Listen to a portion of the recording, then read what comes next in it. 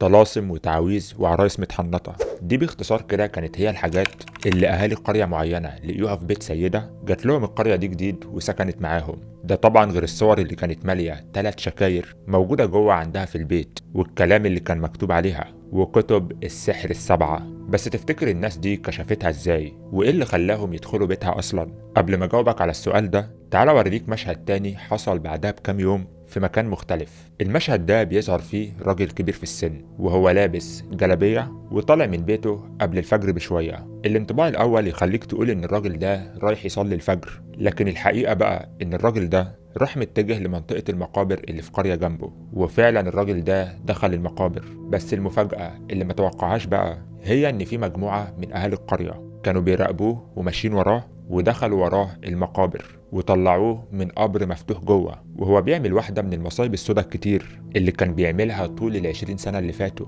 طيب تفتكر الناس دي كشفته ازاي؟ وايه اللي خلاهم يراقبوه ويمشوا وراه اصلا؟ وكان بيعمل ايه بالظبط في القبر المفتوح اللي طلعوه من جواه؟ هتعرف كل حاجة دلوقتي، بس تعالى الأول نشوف المشهد الثالث والأخير اللي برضه حصل بعدهم بكام يوم. واحد عامل منشورات على موقع تواصل اجتماعي بيعرض فيها خدماته السحرية الجليلة اللي بيقدمها للبشرية، زي جلب الحبيب ورد المطلقة وعمل الأسحار بشكل عام. يعني نقدر نقول إنه ساحر إلكتروني مثلا. بس المفاجأة بقى اللي الشخص ده متوقعهاش ولا هو ولا عفاريته هما الزوار اللي جوله عن طريق واحد من منشوراته، واللي كانوا السبب في اختفائه من كل مواقع التواصل اللي كان شغال عليها، وكشفوا حقيقته بالكامل. وقف بقى ال3 مشاهد دول على كده وصلى على النبي وتعال نشوف هو ايه اللي حصل بالظبط في كل مشهد منهم.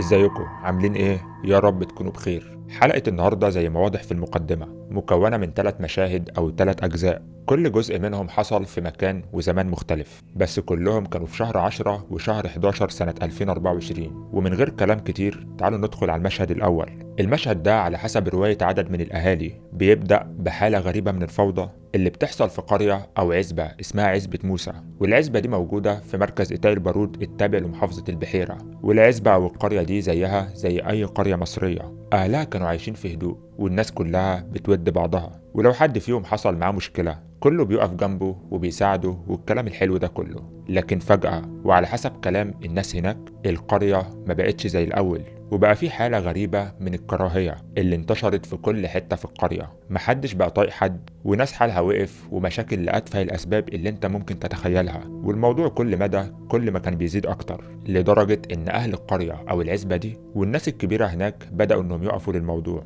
ويحاولوا يفهموا هو إيه اللي بيحصل وإيه سبب المشاكل الغريبة اللي انتشرت بينهم مؤخرا، ويحاولوا إنهم يحلوها ويصفوا الأجواء بينهم تاني. لكن برغم كل الجهود اللي عملوها والمشاكل اللي فعلا كانت بتتحل، برضو الدنيا ما كانتش مظبوطة، وكل ما بتتحل مشكلة بيحصل بدلها 2. وفضل الوضع الغريب ده على كده لحد ما حصل في الأسبوع الأول من شهر 10 سنة 2024 الحدث اللي فسر لهم كل حاجة. واللي حصل وقتها إن في سيدة من أهالي القرية صحيت في وقت متأخر بالليل على صوت رجلين ماشية بره، ووقتها قامت تبص على الشارع وشافت آخر حاجة كانت ممكن تتوقعها. اللي شافته وقتها كان عبارة عن واحدة جارتها لسه ساكنة معاهم جديد في العزبة في بيت إيجار. جارتها دي كانت ماشية في الشارع وماسكة في إيديها حاجات مليانة مية وعمالة ترش قدام كل بيت شوية من المية اللي معاها، أو خلينا نكون واضحين أكتر ونقول إنها كانت عمالة ترش قدام كل بيت شوية من المية اللي معمول عليها سحر اللي كانت معاها. وعلى طول بعد ما السيدة شافت المشهد ده بلغت بيه غيرها،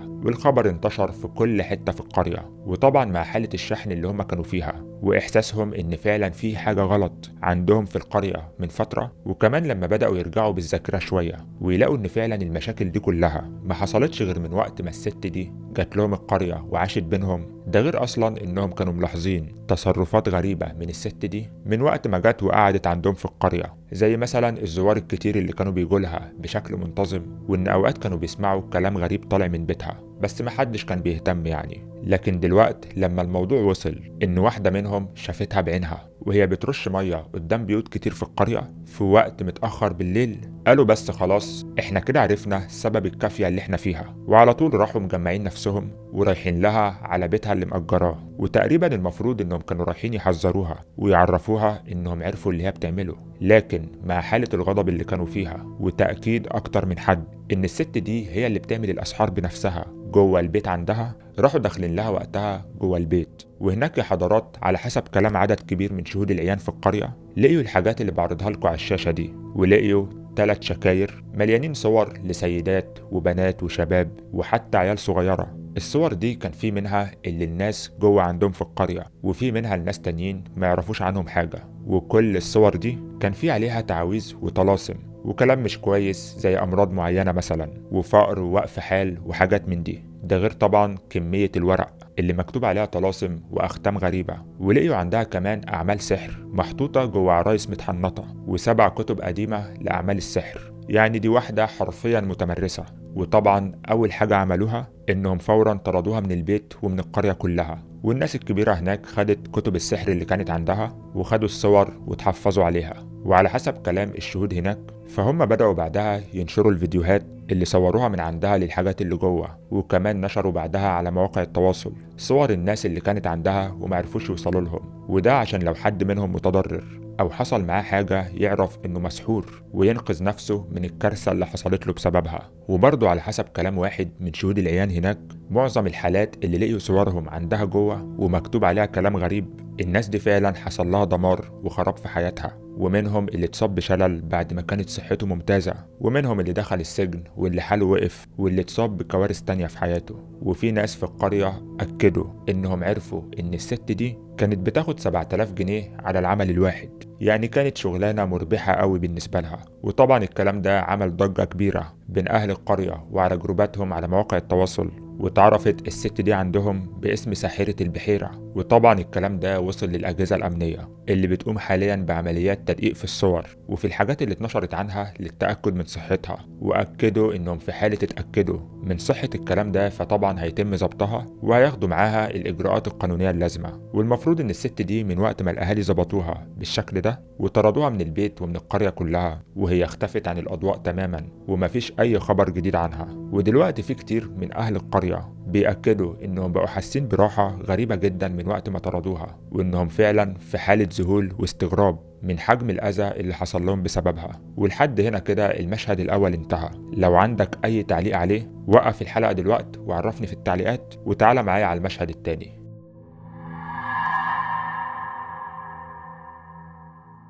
أهلا بيكم في المشهد التاني. المشهد ده أحداثه اتكشفت بعد المشهد الأول بأسبوع واحد تقريبا، يعني تاني أسبوع في شهر 10. مكان الأحداث في مدينة اسمها مدينة القرين موجودة في محافظة الشرقية. الموضوع بدأ براجل كبير هناك عنده 64 سنة بترصده كاميرات المراقبة وهو بيرش مية قدام واحد من المحلات الموجودة في البلد في ساعة متأخرة بالليل. وساعتها بقى الخبر ده انتشر بين عدد من أهالي البلد وعرفوا إن الموضوع فيه وفضلوا مكتمين على الموضوع ده لحد ما جات لهم الفرصة بعدها في يوم تاني، وتحديدا لما واحد من الأهالي هناك شافه وهو ماشي بالليل ناحية المقابر في وقت قبل الفجر بشوية. ووقتها بسرعة عمل اتصالاته واتجمع عدد من الأهالي معاه وراحوا ماشيين ورا الراجل ده من بعيد كده، وطبعا مع ضلمة الليل ما خدش باله منهم. وساعتها اتفاجئوا إن الراجل ده فعلا دخل منطقة المقابر، وفضلوا وراه لحد ما شافوه بيفتح قبر معين وبيدخل جواه. وهنا بقى جريوا ناحيته وقفشوه متلبس وهو بيدفن عدد من الأوراق اللي كانت معاه وعامل فيها أسحار لناس كتير جوه القبر ده، وصوروه فيديو وهو بيعمل عملته السوداء وخرجوه من القبر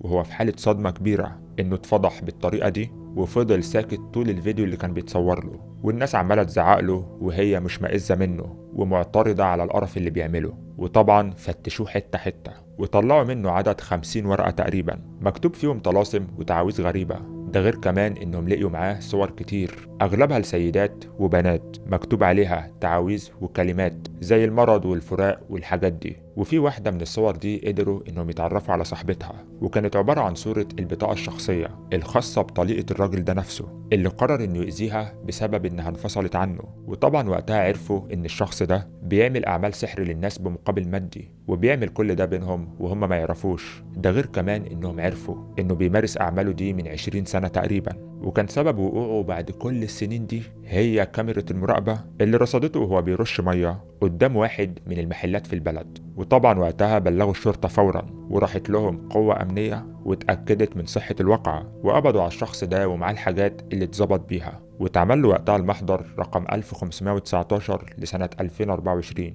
وحاليا هو محبوس على ذمة التحقيقات، واتفضح فضيحة عمره ما كان يتخيلها. ولحد هنا كده المشهد التاني انتهى. لو عندك أي تعليق عليه وقف الحلقة دلوقت وعرفني في التعليقات، وتعالى معايا بسرعة على المشهد التالت.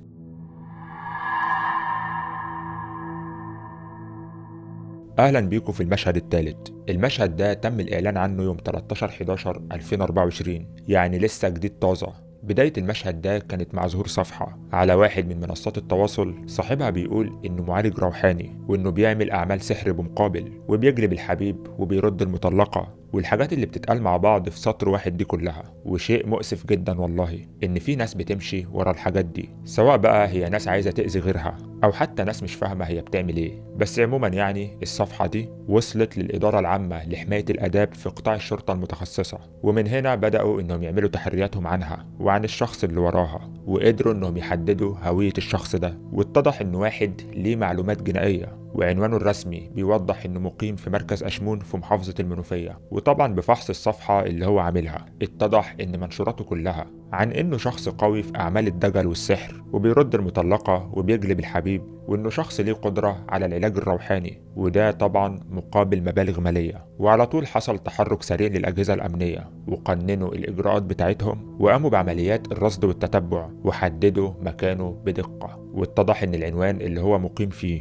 مختلف عن عنوانه اللي موجود في البطاقة، وانه مش قاعد في اشمون ولا في محافظة المنوفية كلها، وان الشخص ده مقيم في دايرة اسم شرطة كرموز في محافظة اسكندرية. وطبعا اتوجهت له قوة امنية وقامت بضبطه واحضاره، ومسكوا معاه تليفون محمول، والتليفون ده مليان ادلة بتأكد نشاطه الاجرامي، ده غير الادوات المستخدمة في اعمال السحر والدجل اللي تم ضبطها معاه واللي كان بيستخدمها في النصب على الناس. يعني الشيخ الفلاني ده طلع في الاخر واحد مسجل خطر. وطبعا تم اتخاذ الاجراءات القانونية اللازمة، وحاليا هو محبوس على ذمة التحقيقات. وبكده ينتهي المشهد الثالث. انا كده عرضت لك 3 مشاهد مختلفة ل3 سحرة او دجالين في 3 اماكن مختلفة خلال اخر شهرين، مع اختلاف الظروف والمكان والزمان. هتلاقي ان دايما النهاية واحدة، دايما بيتهم بيتخرب، ودايما بيتفضحوا وربنا بيكشفهم قدام الناس وبيطردوا من المكان اللي هم فيه. دايما السحرة مغضوب عليهم سواء من الناس او من رب الناس، ودايما منبوذين وقافلين على نفسهم، ودايما شغالين في الضلمة. وحقيقي فعلا ولا يفلح الساحر حيث أتى. ده كمان ده كده جزائهم في الدنيا، ولسه اللي مستنيهم بعدها حاجة تانية خالص. وبالنسبة للناس اللي بتروح لهم عشان تأذي غيرها، انتوا مشتركين معاهم في الذنب، لأن قلوبكم سودا، وكمان لأن لولا انكم بتروحوا لهم وبتدوهم فلوس تخليهم يستمروا في القرف اللي هم بيعملوه، ما كانوش هيبقوا موجودين أصلا. وعايز أقول لكل واحد راح لساحر عشان يأذي حد، انت هتشوف نهايتك بنفسك هتبقى عاملة ازاي. وعايز أقول لكل واحد فكر أو بيفكر إنه يروح لساحر، خلي بالك عشان هتدخل طريق اسود ومش هتعرف تطلع نفسك منه ابدا. وعايز اقول كمان لكل واحد راح او عايز يروح لساحر عشان جلب الحبيب ورد المطلقة والكلام ده كله، السحرة عمرهم ما هيعملوا لك حاجة تنفعك. الناس دي بتستعين بالشياطين لتنفيذ اعمالها، ولازم تفهم ان الشيطان مستحيل يعمل لك خير. وصدقني انت كده بتروح لهلاكك برجليك. يا ريت ضروري لو وصلت لهنا تسيب لي في التعليقات رأيك في القضية، وهل تفتكر ان الساحر فعلا ممكن يعمل خير لحد؟ وما تنساش اللايك بتاعك لو استفدت من حلقة النهاردة، وشاركها لو حابب انها توصل لغيرك. كان معاكم اسلام الجندي في سندوتشات رعب، ومع السلامة.